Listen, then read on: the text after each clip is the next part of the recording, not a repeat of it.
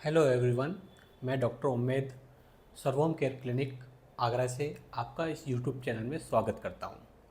और आज मैं बताने जा रहा हूं आपको कि पाइल्स क्या होता है, फिशर क्या होता है और फिस्टुला क्या होता है। अक्सर लोग इन्हीं तीनों चीज़ों को लेकर आपस में कंफ्यूज रहते हैं कि इनमें क्या क्या डिफरेंस है या क्या सिमिलरिटी है। तो दोस्तों, स्टेप बाय स्टेप बात करेंगे और मैं आपको एक फ़ोटो इमेज के थ्रू ये समझाने की कोशिश करूँगा ताकि आपको अच्छे से समझ में आए। आपको इस इमेज के थ्रू समझाने की कोशिश करूँगा कि पाइल्स क्या होता है।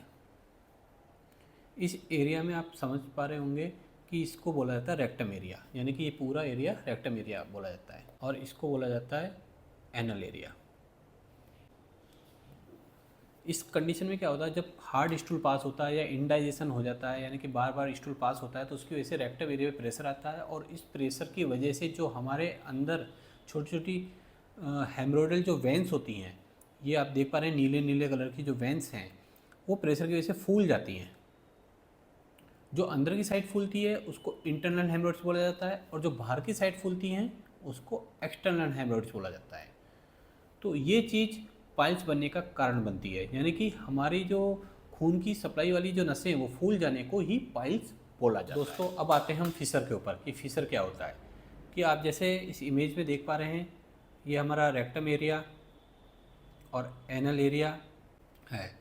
इस कंडीशन में क्या होता है, इसका कॉजेज सेम एज पाइल्स की तरह है, मतलब जो पाइल्स के कारण थे वो इसी के कारण है। तो इसमें भी हार्ड स्टूल की वजह से क्या होता है, जो हमारा एनल एरिया है उसमें जगह जगह कट लग जाते हैं। जैसे कि आप इस इमेज में देख रहे हैं, ये एनल में कट लग गया है। तो ये एक के अलावा कई कट भी हो सकते हैं। तो इसमें जब स्टूल पास होता है तो पेशेंट को इसमें दर्द होता है, जलन होती है, और कई बार इसमें ब्लीडिंग भी होती है। तो इसको फिशर बोला जाता है। और दोस्तों, तीसरी इमेज में आते हैं। तो तीसरी इमेज में मैं आपको बताना चाहूँगा, यह है हमारा रेक्टम एरिया, और रेक्टम एरिया के पास में एक कैनाल अलग से डेवलप हो जाती है। ये आप देख पा रहे होंगे, ये कैनाल है, और ये एनल एरिया के पास में जाके उसकी ओपनिंग हो जाती है, खुल जाती है। इस कैनाल के अंदर से पस फॉर्मेशन होता है, यानी कि एनल एक्सेस बन जाता है, जिसमें पस भरा हुआ होता है, और इसकी वजह से पेशेंट को बार बार डिस्चार्ज आना, मवाद आना, पस डिस्चार्ज आना, ऐसी प्रॉब्लम आती रहती है। इसमें कई बार पेशेंट को पेन भी होता है।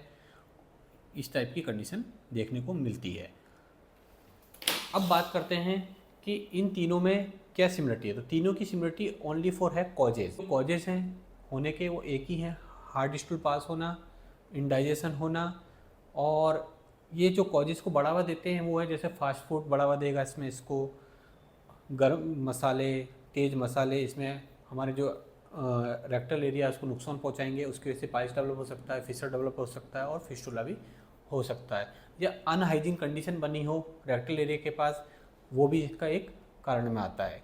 अब बात करते हैं इसको रोकथाम के लिए। तो रोकथाम के लिए दोस्तों, आप लोगों को फाइबर्स फूड पे ज़्यादा फोकस करना है, यानी कि ऐसे फूड्स जिनमें प्रचुर मात्रा में फाइबर्स होता हो, जैसे गाजर हो गई, मूली हो गई, चकुंदर हो गई। फ्रूट्स की बात करें तो सेब हो गया, अनार हो गए, इन पे आपको ज़्यादा फोकस करना है। मैं आपको इस इमेज में एक लिस्ट दिखा रहा हूँ जो कि फाइबर्स फूड्स के लिए है। इसमें क्या क्या आपको ज़रूरी हो सकती है, आप अपने हिसाब से चूज़ कर सकते हो। अब बात करते हैं इसमें हम ट्रीटमेंट की।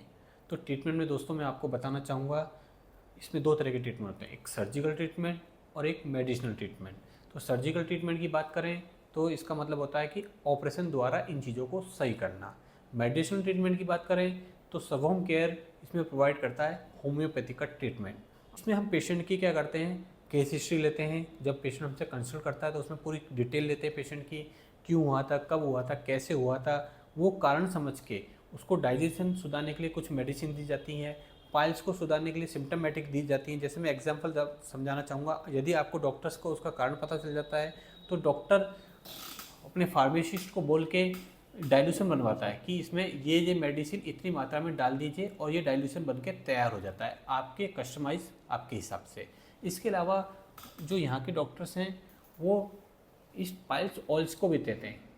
ये मेडिकेटेड ऑयल्स हैं, यानी कि इसमें पाइल्स की मेडिसिन मिली होती हैं, जो लगाने पे पेशेंट के घाव को भरती चली जाती है। यानी कि अगर फिशर है तो फिशर के जो घाव भरेगा उसको सही करेंगी, यदि पाइल्स में वेंस फूल गई हैं तो उसको अपनी जगह वापस लाने के लिए ये ऑयल काफ़ी उपयोगी होते हैं। इसके अलावा हम बाथ टब की भी सलाह देते हैं पेशेंट को, कि एक तरह की उसकी सिकाई करने के लिए। तो वो भी प्रोसेस बताया जाता है पेशेंट को, पूरा डाइट चार्ट बताया जाता है कि अलग अलग पेशेंट का अलग अलग डाइट होता है कि उसकी कंडीशन क्या है, कि पेशेंट को फिस्टुला है कि पाइल्स है या फिशर है, तो सबके डाइट चार्ट अलग अलग होते हैं, वो सब बताया जाता है। और ये पेशेंट कोर्स लेने के बाद में धीरे धीरे पेशेंट को आराम आता चला जाता है और पेशेंट की ये चीज़ जड़ से सही हो जाती है। मैं आशा करता हूँ आप लोगों को ये चीज़ समझ में आई होगी। यदि आपको कोई भी क्वेरी है तो आप बेहिचक नीचे कमेंट करिए।